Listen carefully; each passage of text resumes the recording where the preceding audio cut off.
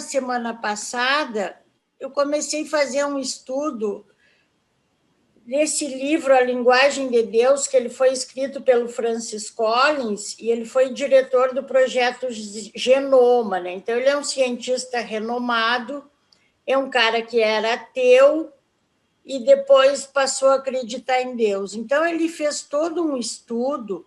Hoje nós vamos ver evolucionismo, criacionismo, design inteligente, evolução teísta e o Deus do Collins, como é que ele chegou a Deus. Semana passada, então, o que tem aqui são citações de outros e a opinião dele também, né? Eu falo, às vezes, parece que eu estou falando por mim, não, mas é a opinião dele, é o que está no livro, conforme eu coloquei ali, né? Alguma coisa eu busquei em outros livros, mas 99% é o que está neste livro. Então, o que eu falei a semana passada, né? O domínio da ciência está em explorar a natureza, é o que ele diz. O domínio de Deus encontra-se no mundo espiritual, um campo que não é possível esquadrinhar com os instrumentos e a linguagem da ciência. Então, na primeira parte, a gente viu a criação do universo, a origem da vida e as diversas teorias científicas. Nós vimos o conflito da igreja com aquela história, né, de que a Terra gira ao redor do Sol, o Sol que gira ao redor da Terra. Então, nós descrevemos todo aquele conflito que a igreja não aceitava, e, na verdade, muitos padres aceitavam, alguns cientistas que não. Então, ele faz todo um paralelo disso. O conflito dele com Deus, né, e a aceitação de que o sofrimento faz parte da evolução, da nossa experiência e do nosso livre-arbítrio. Inclusive, ele conta algumas experiências dele. Depois eu posso disponibilizar o PowerPoint, se alguém quiser. E coisas que a ciência não nos responde. Por que o universo existe? Qual o sentido da existência humana? E o que acontece após a morte? E outra coisa que a gente debateu foi de onde vêm nossos conceitos morais, nosso sentimento de ter feito a coisa certa, nosso altruísmo, nossa noção de bem e mal. Isso aqui também a gente vai ver que não é científico, que tem algo mais que nos faz ter essa... Nós sabemos, estudando o livro de Urântia, da onde vem do ajustador, vem de todos esses, vem da nossa personalidade, que é doada pelo Pai, mas vem dos nossos 7 espíritos ajudantes da mente, principalmente dos 2 últimos, né? Mas para quem estuda o livro de Urântia, a coisa fica mais fácil. Para um cientista, ele foi buscar as respostas. Então, nós vamos ver o criacionismo hoje. Vamos começar com o ateísmo e agnosticismo, né? Que é quando... Eu vou fazer que nem semana passada, eu vou passar alguns slides, né? Quando eu encerro essa parte, daí eu paro e a gente discute um pouco. Então, ateísmo e agnosticismo é quando a ciência supera a fé. E a gente vai ver que nós fomos perdendo essa religiosidade, porque em 1968, no Apolo 8, quando eles foram para a Lua, que na verdade eles não pisaram na Lua, né, mas quando eles foram para o espaço, ele falou, quando ele estava na nave, o astronauta falou assim: no princípio Deus criou os céus e a terra. E por causa dessa frase, a NASA foi processada, porque eles não admitiam, eles diziam que a NASA era laica. Inclusive, ela foi processada por uma mulher, inclusive tem um filme dela, a maior ateia ativista dos Estados Unidos. Tem um filme na Netflix, parece que é a mulher mais odiada do mundo, alguma coisa assim. A mulher mais odiada do mundo. Então, ela processou a NASA por essa frase.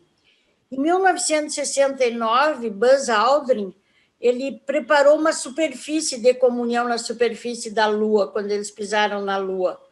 mas por causa desse episódio de 1968, esse evento nunca foi relatado publicamente. E para vocês verem como a gente foi perdendo, que em 1844, quando Morse escreveu a primeira mensagem no Código Morse, ele escreveu que Deus seja louvado. E ninguém fez nenhuma objeção naquela época.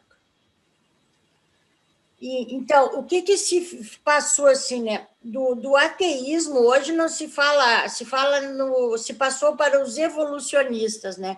Principalmente com esse Richard Dawkins, que é o ateísta mais famoso da atualidade, e esse Daniel Dennett. E a aceitação da evolução na biologia exige que se aceite o ateísmo na teologia, é o que eles falam. E não é bem assim, nós vamos ver que nós somos evolucionistas e não precisamos ser ateístas. Eles tentaram introduzir o termo brilhantes para ateus, né, para ver como a coisa é forte mesmo. E como que nós chegamos até aqui, né? Porque eu mostrei que lá em 1800 e pouco não tinha nenhuma objeção a usar a palavra Deus, né? Então, o que a gente sabe? Que a busca por Deus é um atributo amplamente partilhado por toda a humanidade através de regiões geográficas e da história. Isso tem estudos que eles sabem que independe da cultura, da região geográfica, isso é uma coisa intrínseca, é inerente a nós. Eu acredito que seja pelo ajustador que nós temos dentro de nós, né? Essa busca por Deus, porque os ateístas eles costumam dizer que isso é cultural, é de determinadas culturas, determinadas regiões, e estudos mostram que não, que isso é inerente da pessoa, independe da cultura, independe da região, né? Isso eu acredito, a gente sabe que é por causa do nosso ajustador, né? Esse despertar. E se essa busca universal por Deus é tão obrigatória, o que fazer com esses corações inquietos que negam a existência dele? Que fundamentos eles têm para fazer essas afirmações com tal confiança? Quais as origens históricas desse ponto de vista? O ateísmo desempenhou um papel pequeno até o século XVII, com o advento do iluminismo e crescimento do materialismo. E uma força poderosa que gerou o ateísmo no século XVIII foi a rebelião contra a autoridade opressiva do governo e da Igreja, né? A Revolução Francesa. E Freud ele dizia que a crença em Deus não passava de pensamento mágico. E depois, nos últimos 160 anos, nós tivemos Darwin, né, com a teoria da evolução, e aí vieram os evolucionistas dizendo que para isso tinha que ser ateísta. E o Santo Agostinho nos reforça isso, né, de que essa busca por Deus é inerente a nós. Ele diz assim: não obstante, louvar-te é o desejo do homem, uma pequena parcela da tua criação. Tu estimulas o homem a ter prazer em louvar-te, porque tu nos fizestes para ti mesmo, e nosso coração fica inquieto até repousar em ti. Nós vimos na semana passada várias passagens do Santo Agostinho, inclusive ele tem um livro, né, como explicar o Gênesis. Então, ele explica de uma maneira muito parecida, até ele questiona essa coisa de que o mundo foi criado em 7 dias, não sei o quê, ele questiona várias coisas.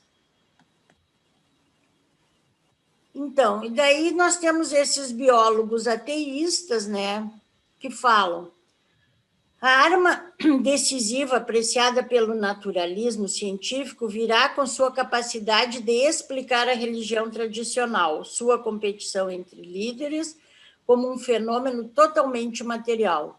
Não é provável que a teologia sobreviva como uma disciplina intelectual independente. Isso é um biólogo ateu falando, né? E o Dawkins, de novo, ele é muito... Nossa, eu acho que é muito forte nas colocações dele. Está na moda criar o apocalipse em cima de ameaça da humanidade proclamada pelo vírus da AIDS, pela doença da vaca louca e muitas outras, né? Se ele fosse escrever agora, ele ia falar do Covid. Mas acho que podemos dar bons motivos para que a fé seja um dos maiores males do mundo, comparável ao vírus da varíola, mas mais difícil de erradicar. Eu acho esse cara, não gosto dele. Bom, e o que o autor, então, nos diz? A mais importante e inevitável falha da afirmação de Dawkins de que a ciência obriga ao ateísmo é que isso vai além das evidências. Se Deus se acha fora da natureza, a ciência não pode confirmar nem negar a existência dele. Portanto, o próprio ateísmo deve ser considerado uma forma de fé cega, pois assume um sistema de crenças que não pode ser defendido com base na razão pura.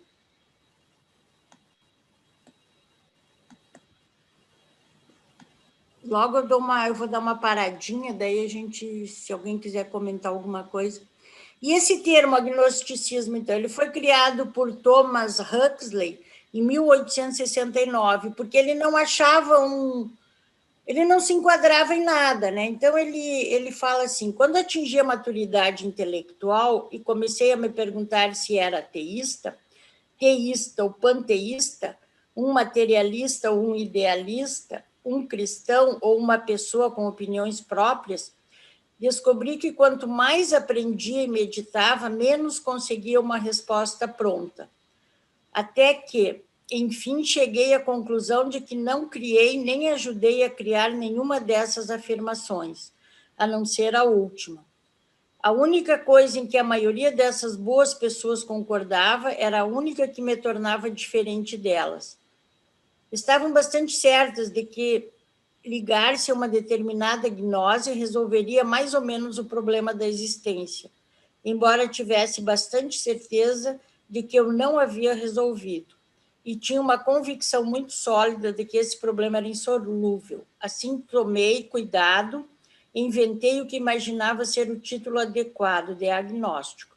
Isso veio à minha mente como uma antítese sugestiva ao gnóstico da história da Igreja, que aparentava saber muito justamente sobre coisas que eu desconhecia. Como nós vimos, né, o agnóstico é aquele que ele não nega Deus, mas também ele acha que... Ele não diz que Deus existe, ele quer uma prova. Diferente do ateu que nega Deus, diz que não existe e acabou, né? E o Darwin, em 1881, ao almoçar com dois ateístas, perguntou por que se chamavam ateístas e disse preferir o termo agnóstico de Huxley. O Darwin, na verdade, ele era um cristão convicto, não sei se ele era cristão, mas, enfim, alguém que acreditava em Deus. Aí a filha preferida dele teve uma morte trágica, e aí ele passou a questionar Deus e, com o tempo, ele se tornou agnóstico, mas ele não era ateu. Foi aí que um dos convidados respondeu que o agnóstico era um ateísta claramente respeitável e o ateísta apenas um agnóstico explicitamente agressivo. É o que a gente vê no Dawkins, né? Um cara muito agressivo. A maioria dos agnósticos não é tão agressiva, simplesmente assumindo a posição de que não é possível assumir uma posição contra ou a favor da existência de Deus. Embora o agnosticismo seja uma posição cômoda para muitos, de um ponto de vista intelectual, ele transmite uma certa fragilidade. Será que iríamos respeitar alguém que insistisse em dizer que a idade do universo não pode ser conhecida e nem parou para verificar as evidências? Bom, depois, não sei se alguém quer comentar alguma coisa, depois nós vamos entrar no criacionismo.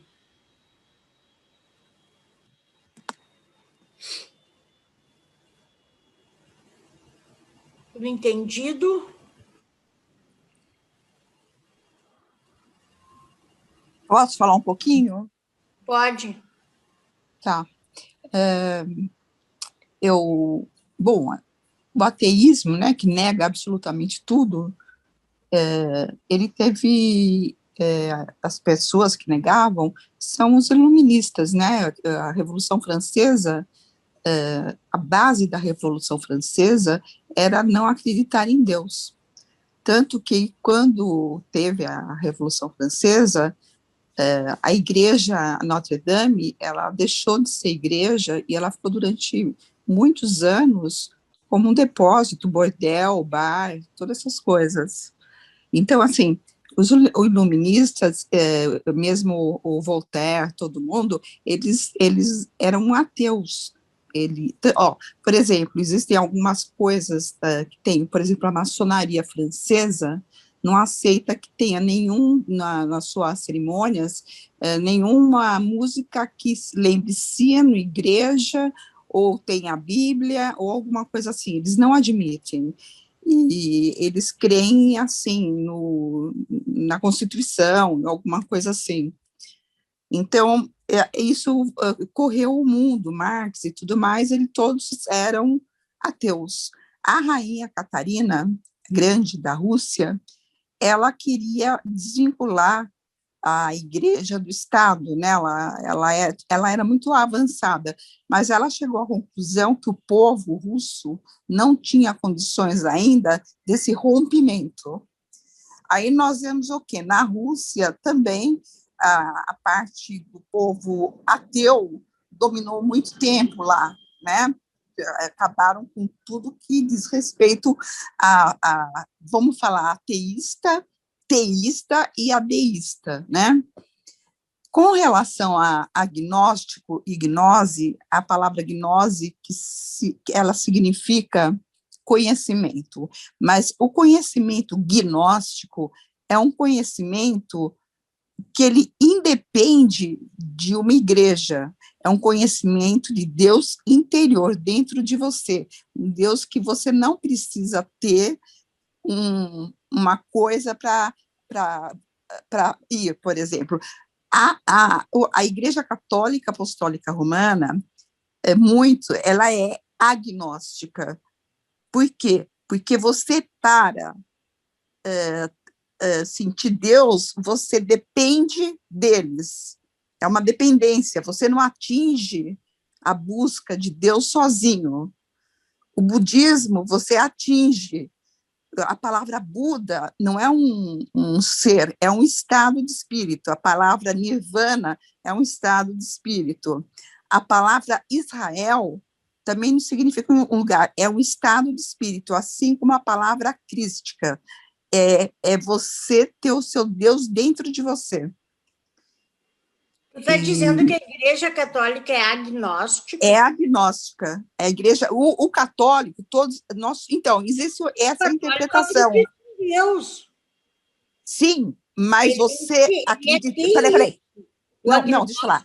O agnóstico, ele não nega e nem acredita, ele quer provar que Deus existe. Não, o agnóstico que eu estudei é aquele que depende de um padre ou de uma religião para ele estar, por exemplo, receber a bênção, você vai receber não sei o que lá. O gnóstico, ele tem já dentro de si essa possibilidade de Deus dentro dele, mora dentro dele. O agnóstico, ele não é ateu. Semana passada, no início, eu pus os conceitos aqui, então, lembra? Mas assim, o que eu estudei, o agnóstico, ele não é ateu, jamais. Ele crê num Deus. O agnóstico, ele crê num Deus. Mas ele não crê que o Deus está dentro dele.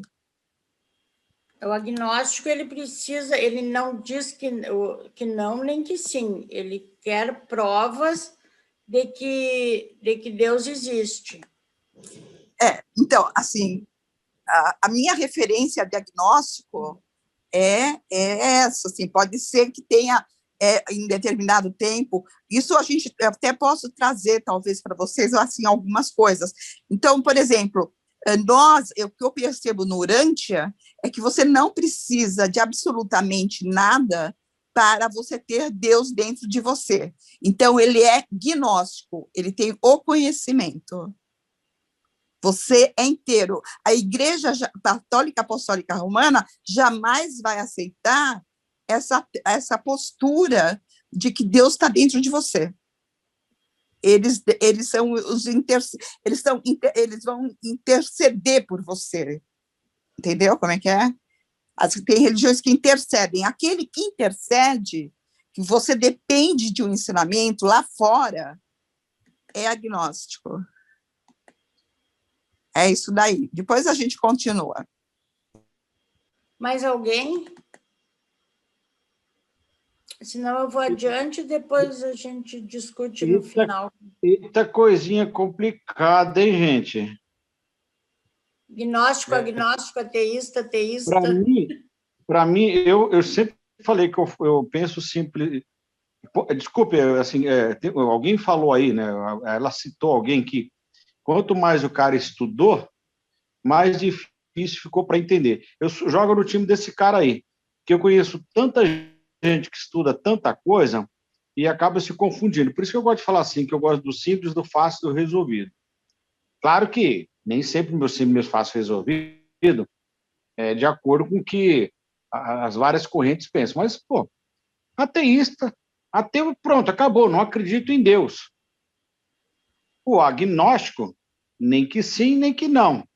Quer dizer, mais ou menos adepto do São Mateus, aquele lá que quero ver para crer, né? São Tomé. São Tomé, isso, obrigado. E se você é agnóstico, ou seja, você precisa, é a antítese, né? Que você precisa ter algo para poder sustentar essa fé, ou alguma coisa assim, o tal do gnóstico, seria igual ao cristão, que ele tem a fé, ele acredita em Deus. Agora, não querendo contrapor a nossa querida Vetorata, eu não lembro quem é o primeiro nome, eu esqueci o nome dela. Marli. Como é que é o nome? Marli, desculpa, Marli. E não querendo contrapor, mas já contrapondo, a Igreja Católica. Tá bom, eu acho que eu vou falar assim, eu não tenho opinião sobre isso, vou trabalhar em cima do que você falou, que coisa, né? A Igreja Católica, eu entendi, é assim, sem a nossa estrutura, você não chega a Deus. É isso que você quer dizer, né?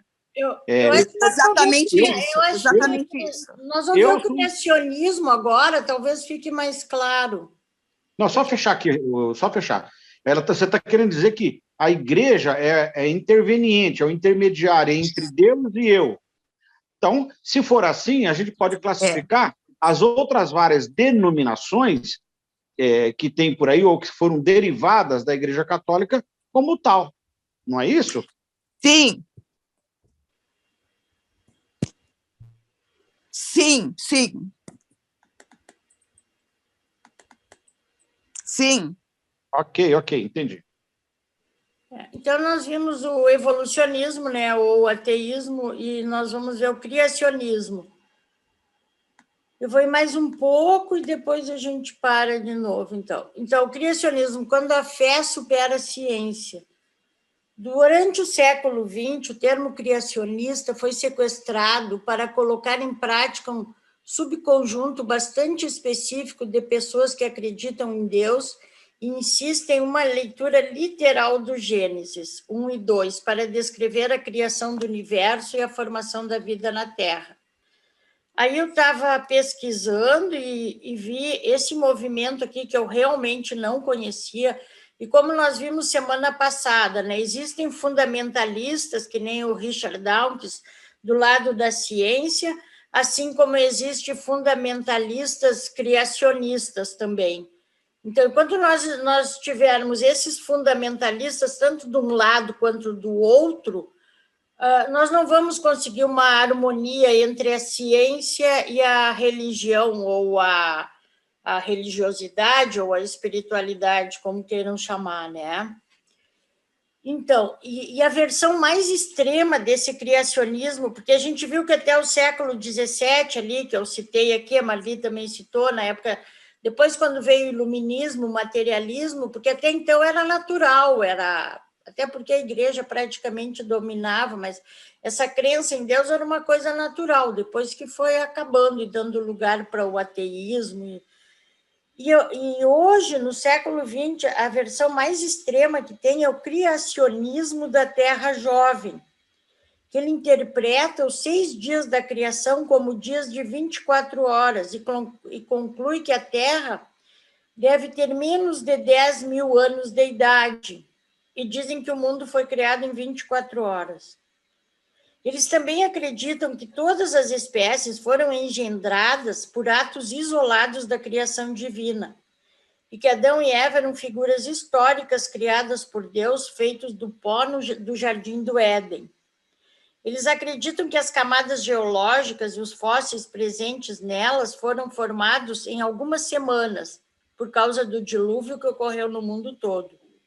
E eles alegam que a evolução é uma mentira. Essa visão é adotada por 45% dos estadunidenses. Gente, a ciência já provou a idade da Terra, a ciência...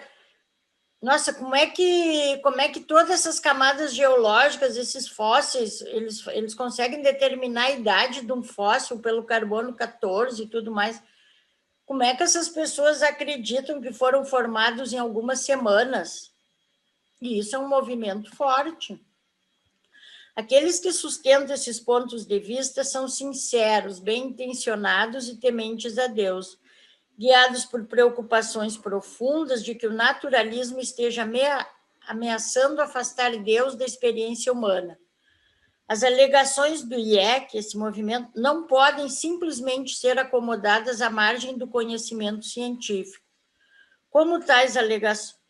Caso tais alegações fossem verdadeiras, levariam a um colapso total à física, a química, a cosmologia, a geologia e a biologia. Por isso que o livro de Urantia é brilhante, né? Ele junta tudo isso aí. Para qualquer um acostumado às evidências científicas, é quase incompreensível que a visão do IEC tenha atingido um respaldo tão abrangente, em especial num país como os Estados Unidos, que afirmam ser tão intelectualmente avançados e tecnologicamente sofisticados. Para Santo Agostinho e a maioria dos outros intérpretes ao longo da história, até Darwin colocar os que creem em Deus na defensiva, os primeiros capítulos do Gênesis transmitiam a sensação muito maior de uma fábula sobre a moralidade do que um testemunho ocular reproduzido nos jornais. A intenção da Bíblia era e é revelar a natureza de Deus à humanidade. Teria servido aos propósitos de Deus 34 séculos atrás fazer para seu povo uma palestra sobre deterioração radioativa, camada geológica e DNA? Né? Então, é que ele questiona, porque essas pessoas acham que não está na Bíblia ou interpretam o Gênesis totalmente errado, né? Não acredito nas evidências da ciência, por isso que a gente está muito distanciado da ciência da espiritualidade. E aqui ele faz um apelo à razão, né? O IEC chegou a um ponto de falência intelectual, tanto em sua ciência como em sua teologia. Ao enviar aos jovens a mensagem de que a ciência é perigosa, eles podem estar privando a ciência de alguns talentos promissores. No entanto, não é a ciência que mais sofre com isso. O IEC causa danos ainda maiores à fé, quando exige que a crença em Deus concorde com alegações essencialmente falhas acerca do mundo natural. Eles estão certos em se manter firmes ao conceito de Deus como Criador. Estão certos em se manter firmes à conclusão de que a ciência não dá respostas às questões mais urgentes da existência humana. Porém, não podem basear suas posições em fundamentos falhos. Os que creem em Deus têm necessidade de se manter firmes às verdades eternas da sua fé, apesar das grandes transformações sociais e científicas. Muitos dos que creem em Deus têm sido levados ao IEC por encarar os avanços científicos como ameaças a ele. Será que ele precisa mesmo que o defendam aqui? Não é ele o autor das leis do universo? Não é Deus o maior dos cientistas? Mais importante, ele se sente honrado ou desonrado pelos que pelos que obrigam seu povo a ignorar as rigorosas conclusões científicas sobre sua criação?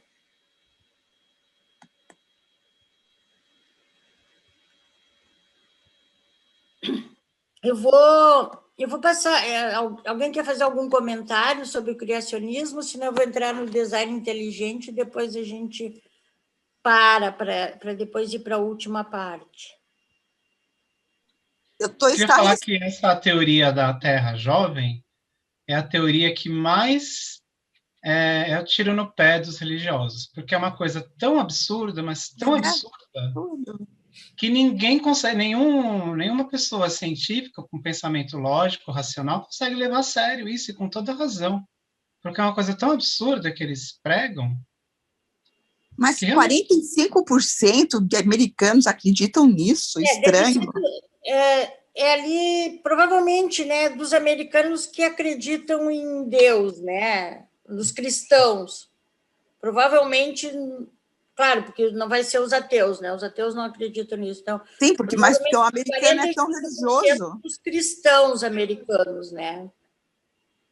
Uhum. É muita gente. Demais. Mas é só a gente ver, né? É só a gente ver a proliferação dessas igrejas, né?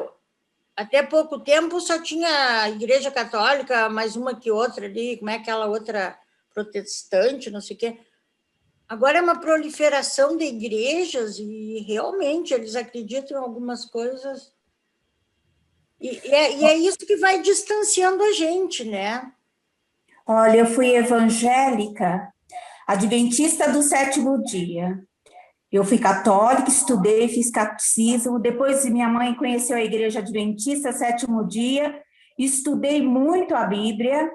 E eles ainda acreditam nessa coisa de Adão e Eva, que Deus fez o mundo em 7 dias, que fez o homem em 7, sabe assim, tudo foi, ainda tem muitos, minha mãe é adventista, eles acreditam ainda nisso, nessa coisa de tudo castiga, tudo pune, e é esse Deus que muitos evangélicos seguem. E eles acreditam que Deus pode tudo, que nem eu já falei aqui para algumas pessoas, mas no laboratório que eu trabalhava em São Paulo tinha muitos testemunhas de Jeová, nada contra nenhuma religião, assim, cada um com a sua crença, mas e eu ainda brincava com eles, porque eles acreditam que a Eva veio da costela do Adão. E eu dizia, gente, vocês trabalham com ciência, como é que vocês podem acreditar que uma pessoa nasce da costela da outra, sabe? Assim, então, eu brincava com eles, né? Mas vocês estão negando tudo que vocês sabem de ciência. E, realmente, essa teoria da Terra jovem aí é uma coisa absurda. Mas eles acham assim, na cabeça, e eles me diziam, não, para Deus nada é impossível. Se Deus quer fazer uma pessoa de uma costela, ele faz. Então, é essa mentalidade deles, assim. Né? Que se Deus quer fazer a Terra em 7 dias, ele faz. E eles acreditam mesmo, mas fazer o quê, né? Mas isso, que nem ele fala ali, é ruim para a ciência e é ruim para a fé também, né? Porque acaba... tu não consegue trazer um ateísta para dentro da tua igreja, assim como nós temos exemplos de ateístas que passaram a acreditar em Deus depois de começar a ler o livro de Urântia, né, Marcos? Tu não consegue trazer um ateísta para dentro de uma igreja dessas, né? Não consegue. O cara, ele sabe que a Terra tem tantos anos de idade, que um fóssil leva milhões de anos para ser formado, então, aí eles acabam distanciando, né? Eles não conseguem trazer uma pessoa para dentro da religião deles, assim. Mas, enfim, vamos ver mais um pouquinho. Alguém mais queria falar? Depois nós vamos ter bastante tempo daí para... Talvez a gente feche, né? Para discutir no final, que daí acho que dá uma ideia melhor. E a outra teoria, que inclusive já foi apresentado num congresso nosso, do livro de Urântia, né? Que é a do design inteligente. E para mim também, agora que eu eu acreditava muito assim nessa teoria, né? E também agora comecei a ver o outro lado dela também. E também por isso que ela não foi uma teoria que convenceu totalmente, agora nós vamos ver por quê. Eu até era mais convencida dela, agora depois desse estudo fiquei um pouco menos. Então, o design inteligente, quando a ciência precisa de ajuda divina. O ID surgiu em 1991. Algumas de suas raízes podem ser rastreadas até argumentos científicos remotos, que apontavam a probabilidade estatística da origem da vida. Porém, o design inteligente não está concentrado em como surgiram os primeiros organismos, e sim nas deficiências percebidas na teoria evolucionária em justificar a posterior complexidade extraordinária da vida. Ele chegou a ser chamado de criacionismo 2.0. Os argumentos. A evolução gera uma visão de mundo ateísta, portanto, os que acreditam em Deus devem se opor a ela. E não é, como nós vimos e nós vamos ver, né, não é verdade, o livro de Urântia é criacionista e evolucionista, né? Não precisa ser ateísta para acreditar na teoria da evolução. A evolução tem fundamentos falhos, pois não pode justificar a complexidade da natureza. Também não é verdade, a ciência já está explicando muita coisa. Se a evolução não pode explicar a complexidade irredutível, deve, então, ter existido um planejador inteligente. As objeções científicas ao design inteligente. O design inteligente não funciona como um modo fundamental de se qualificar como teoria científica. A proposta do ID a respeito da intervenção de forças sobrenaturais para justificar entidades biológicas complexas, com numerosos componentes, é um beco sem saída científico. Também não fornece nenhum mecanismo pelo qual as supostas intervenções sobrenaturais gerariam a complexidade. O olho é um exemplo citado com frequência pelos defensores do design inteligente, como mostra de um nível de complexidade que a seleção natural por etapas jamais poderia ter atingido. Então, e tem até um vídeo de 1 hora na internet que vários cientistas se reuniram, a gente até já postou aqui, para explicar o design inteligente, mas eles se apegam à complexidade das células, a todo o mecanismo complexo. Eles acham que alguém, um ser superior inteligente, criou toda aquela complexidade. E um dos exemplos que eles mais citam realmente é o olho. E a ciência já está provando essa complexidade do olho, né? O próprio Darwin, há 160 anos, disse, né? Supor que o olho, com todos os seus dispositivos ilimitáveis para ajustar o foco a diferentes distâncias, acomodar-se a diferentes quantidades de luz e corrigir as aberrações esféricas e de cor, poderia ter se formado por seleção natural, parece, e confesso sem receio, um absurdo até o mais alto grau. Então, a ciência já vem provando, né? O olho ele foi se adaptando à luz, a tudo, e foi evoluindo também. Não foi uma coisa criada assim, complexa, criada por alguém, que nem o design inteligente fala. Eles não acreditam na evolução, eles acham que alguém chegou e criou aquilo. E também eles perdem muito, porque eles não conseguem explicar muita coisa. E as objeções teológicas ao design inteligente.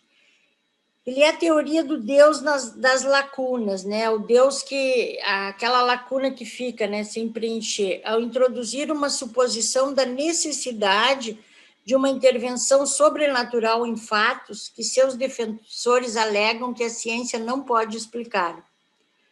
Outros muitos fenômenos já foram atribuídos a Deus, como o eclipse solar.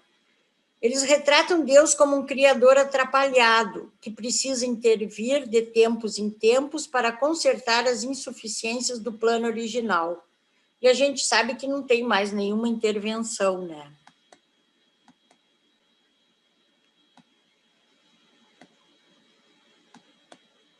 Bom, depois nós vamos, então, entrar numa teoria mais nova, para ver se conseguimos harmonia entre a ciência e a fé. Alguém quer comentar alguma coisa? Ficou claro essas teorias até aqui? Ficaram claras?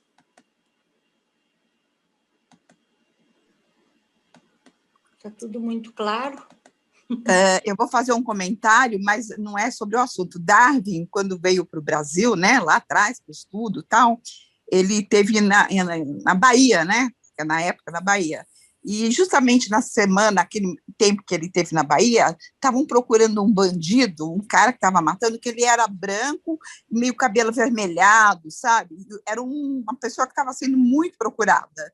E aí o povo achou que o Darwin estava andando aqueles dias nas ladeiras lá, fosse ele, o cara. E aí começaram a jogar pinico de urina com fezes por cima, em cima dele. E aí foi aquela correria. E numa das memórias de Darwin, né, onde escreve, conta esse fato de que jogaram urina no Darwin, confundiram ele com um bandido, com um procurado na Bahia, sabe? É muito interessante isso. Só isso. É que eu lembrei disso. Não sabia dessa história. Bom, então vamos ver mais um pouquinho, depois a gente discute. Então, tem uma outra teoria, que é a ciência e a fé em harmonia, né? Porque até agora nós vimos, né, que com essas teorias, todo o que mais ocorre, cada vez mais ocorre essa separação. E já tem muitas pessoas, muitos cientistas aderindo a essa teoria, que é a evolução teísta, ele chamou de evolução teísta ou biologos, né? Que é a posição dominante entre cientistas sérios que acreditam em Deus com a mesma seriedade. Aí ele cita o Asa Gray, que era um cientista evolucionista, né? Inclusive escreveu um livro sobre Darwin e tudo, mas que era cristão. Papa João Paulo II também acreditava na teoria da evolução, mas também, né, óbvio, era cristão. Então, quais são as premissas dessa teoria? Eu até fiz uma brincadeira, eu botei aqui, conta para mim, vocês leram, porque se vocês vão ver, 90% dessas premissas aqui estão no livro de Durante, né? O universo, as premissas dessa teoria, o que eles acreditam? Que o universo surgiu de nada há aproximadamente 14 bilhões de anos. Eu não lembro exatamente no livro de Durante a idade do universo, eu procurei, mas na hora assim não achei. Apesar de... Não fala, Estela. Não fala do nosso universo, né? Do nosso fala, do universo não. Ah, tá. 400 bilhões de anos. O universo? É, o nosso. 400 bilhões? É. Quando Jesus chegou, não foi? Acho que era isso mesmo, Lilian. É. Bom, mas enfim, isso aqui talvez o número não seja bem esse, mas nós vamos ver que as outras... Né? Então, eles acreditam que ele surgiu há aproximadamente 14 bilhões de anos. Apesar das probabilidades incomensuráveis, as propriedades do universo parecem ter sido ajustadas para a criação da vida. Embora o mecanismo exato da origem da vida na Terra permaneça desconhecido para eles, né? Uma vez que a vida surgiu, o processo de evolução e seleção natural permitiu o desenvolvimento da diversidade biológica e da complexidade durante espaços de tempo muito vastos.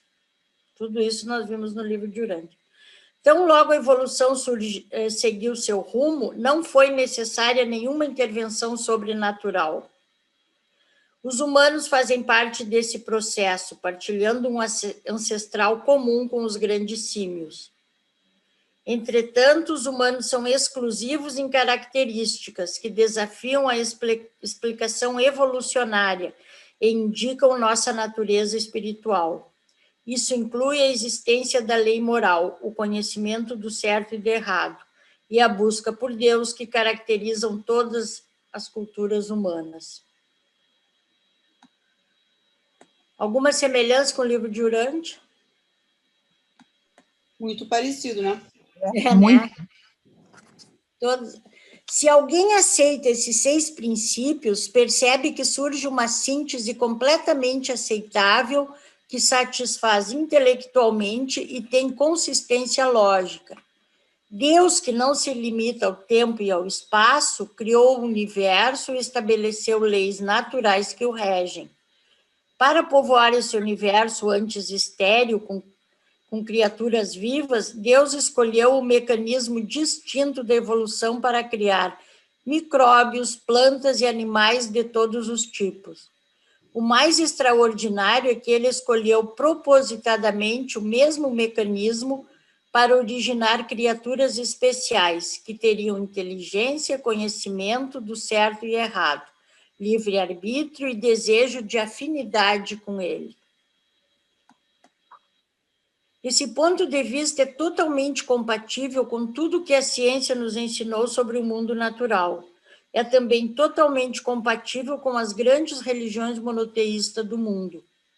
A perspectiva da evolução teísta não pode, é claro, provar que Deus existe, assim como nenhum argumento lógico pode fazê-lo completamente. Essa síntese proporcionou a legiões de cientistas que acreditam em Deus uma perspectiva satisfatória e enriquecedora, que permite uma coexistência pacífica das visões do mundo, científica e espiritual. A crença em Deus sempre exigirá um salto de fé. Para nós agondonteiros. E as críticas a essa evolução, né? Claro que nem todos aceitam. Se é uma síntese tão satisfatória, por que ela não é mais amplamente adotada? Porque um dos motivos, ela não é largamente conhecida e tem poucos defensores públicos destacados, né? E cientistas que acreditam nas qualidades da evolução teísta em geral hesitam em falar a respeito, por temor de uma reação negativa dos seus colegas ou medo de críticas da comunidade teológica. Do lado religioso, poucos teólogos de destaque conhecem suficientemente as ciências biológicas para defender, né, a teoria. Um deles que acreditava nessa teoria da evolução e era cristão, o Papa João Paulo II, que eu já falei lá, que numa mensagem à Pontifícia Academia de Ciências ele falou: novas descobertas nos guiam ao reconhecimento da evolução como mais do que uma hipótese. Mas também ele não esqueceu de citar o Pio XII, que disse que se a origem do corpo humano vem da matéria viva que existiu anteriormente, a alma espiritual é criada diretamente por Deus. E uma quarta, nós vimos três premissas por que ela não é amplamente adotada, e uma quarta é que, ironicamente, a harmonia que essa teoria cria entre facções beligerantes. Como sociedade, nós não parecemos atraídos pela harmonia, mas pelo conflito. Então, ela não é atraente. E, ao contrário do design inteligente, o biologos não se pretende uma teoria científica. Sua verdade só pode ser testada pela lógica espiritual do coração, da mente e da alma.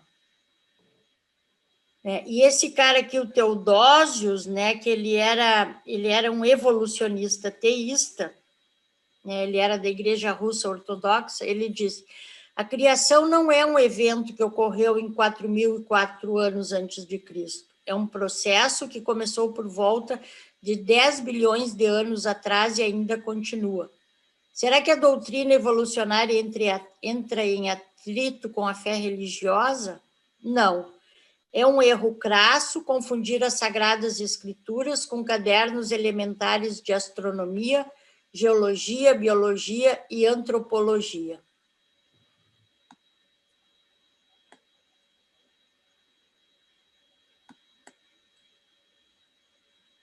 E o Einstein diz que a ciência sem religião é manca, a religião sem ciência é cega. E o Collins, que é o autor do livro esse que eu me baseei para fazer essa pesquisa, na conclusão dele, né, ele se diz um evolucionista teísta, porque ele era um ateu que passou a acreditar em Deus. Então, ele diz que a lei moral ainda se destaca como a mais forte indicação de Deus. Ela indica um Deus que se preocupa com os seres humanos, um Deus infinitamente bom e justo. Anseio por se comunicar com ele, a descoberta no anseio dele se comunicar com um Deus, ele diz que a descoberta da oração é uma forma de buscar uma afinidade com Deus. O reconhecimento de Deus talvez traga novas exigências à sua vida, no que concerne a planos e atitudes. Chegar ao conhecimento do amor e da graça nos fortalece em vez de aprisionar. Abrir-se para a vida do espírito é uma experiência enriquecedora. A alegria e paz a ser descoberta na harmonia da criação divina. E no encontro dele com Deus, ele diz: num belo dia de outono, enquanto eu caminhava nas montanhas Cascade, a glória e a beleza da criação de Deus arrebataram minha resistência. À medida que via uma cachoeira linda e inesperadamente congelada, com centenas de metros de altura, percebia que minha busca havia encerrado. Na manhã seguinte, ajoelhei-me na grama suave, enquanto o sol nascia, e me rendi a Jesus Cristo. Essa é a história que ele conta. Os que buscam a verdade. A maior parte das grandes religiões compartilha muitas verdades e provavelmente não teria sobrevivido se não fosse assim.